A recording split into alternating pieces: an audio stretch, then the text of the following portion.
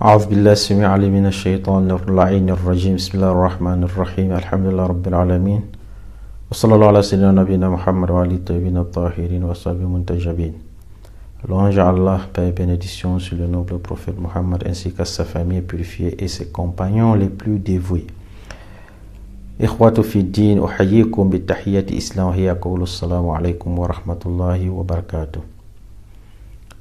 Bienvenue à notre deuxième rubrique sur le mois de Muharram.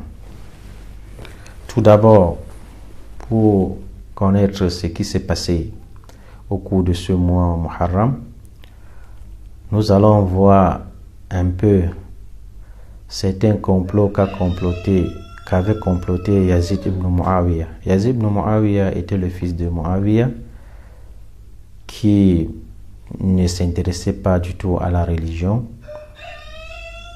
À l'approche de la mort de ce dernier, c'est-à-dire de son père Muawiyah, il avait déjà donné les ordres à ses gouverneurs qu'après lui, le successeur ou le calife sera son fils Yazid. Quoique, il y avait déjà un pacte, comment on peut dire, traité de paix entre le Muawiyah et Imam Hassan, le grand frère de Imam Hussein. Ce traité était basé sur le fait que Imam Hassan allait laisser Muawiyah gouverner dans le but de préserver le sang des musulmans. Vous savez que le sang des musulmans est plus valeureux que la Kaaba. Donc l'imam Hassan a vu que verser le sang des musulmans,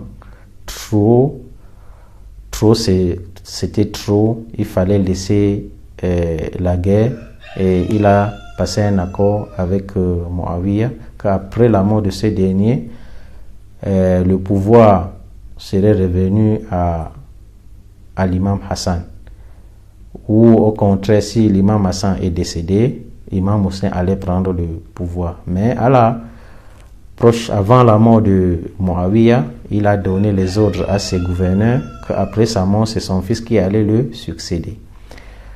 D'où, après la mort de ce dernier, Yazid, il envoya aussi les lettres à tous ses gouverneurs que son père est décédé, qu'ils doivent prêter serment d'allégeance à lui, que c'est lui le nouveau calife.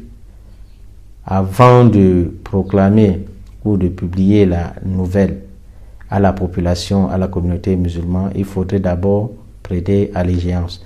C'est pour cela qu'il a aussi envoyé la lettre à Walid ibn Utba, qui était gouverneur à Médine. C'était le gouverneur de son père.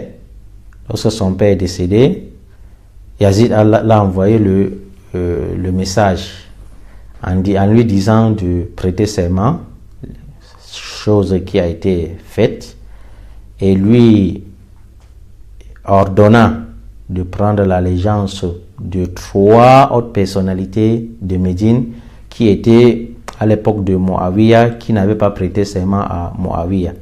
Yazid a dit qu'il doit prendre allégeance à ces 3 personnes coûte que coûte. Même s'il faut faire quoi que ce soit pour prendre l'allégeance, il doit le faire. C'est pour cela que Walid ibn Utba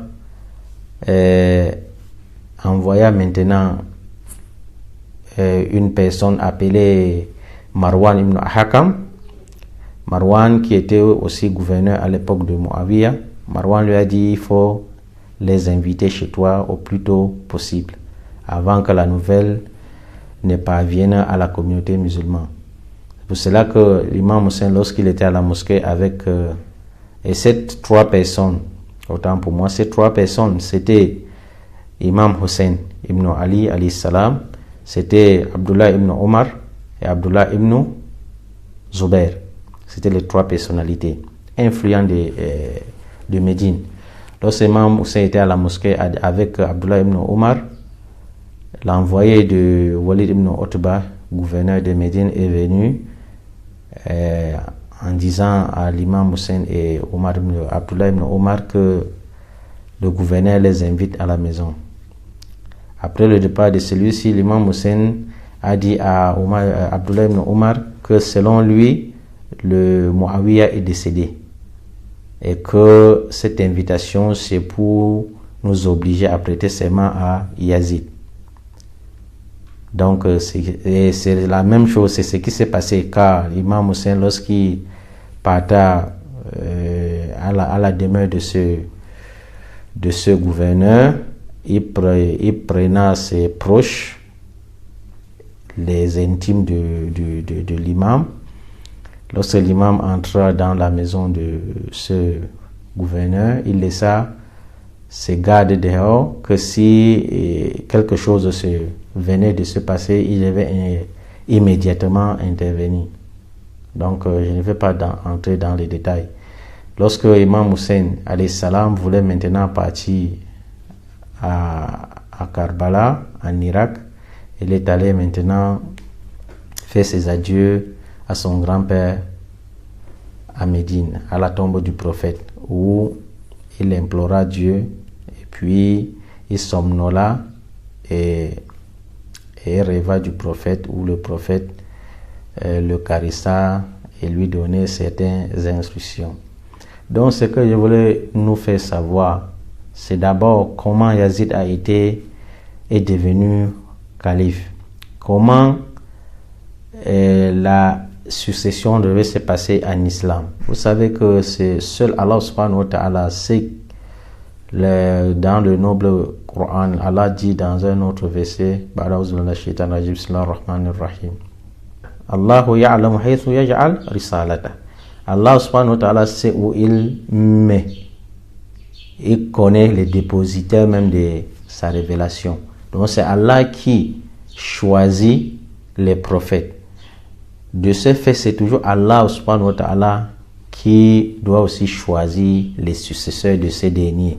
Car les successeurs de ces derniers doivent être les infaillibles, c'est-à-dire ceux qui ne commettent pas des turpitudes et des péchés. Donc, c'est ce qui devait se passer dans la Ummah du prophète, où le prophète sallallahu alayhi wa sallam avait désigné son successeur, mais la communauté a vu que non, on devait passer par les élections et ainsi de suite, ou désignation d'une personnalité. Donc c'est cette coutume-là qui s'est perpétrée jusqu'à arriver à Yazid ibn Muawiyah. Donc, sur ce, chers frères et sœurs, nous allons vous laisser ici et continuer notre rubrique demain, Inch'Allah. Wassalamu alaikum wa rahmatullahi wa barakatuh.